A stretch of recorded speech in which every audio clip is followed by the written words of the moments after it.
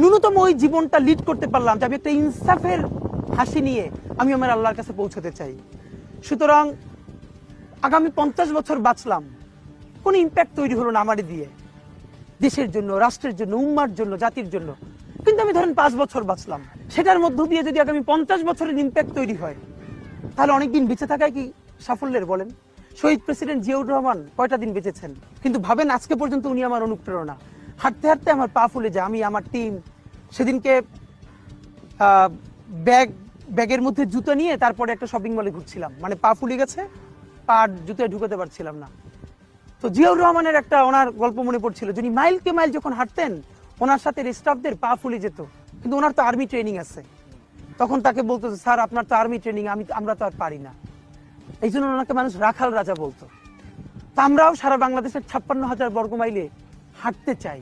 আমরা ইনসাফের চাষাবাদ করতে চাই, একটা স্বাধীন সার্বভৌমত্বের সততার বাংলাদেশ তৈরি করতে চাই। আল্লাহ যে কয়দিন হায়াতে রাখবেন এই লড়াইটা করব। যেদিন নিয়ে যাবেন আমি স্বপ্ন দেখে যেতে চাই, আমি আমাদের এমন টিম, আমি আমার সন্তানকে রেখে যেতে চাই, আমার মৃত্যুর পরে যেন এই লড়াই বন্ধ না হয়, এই লড়াই যেন বাংলাদেশে কিয়ামত পর্যন্ত জারি থাকে।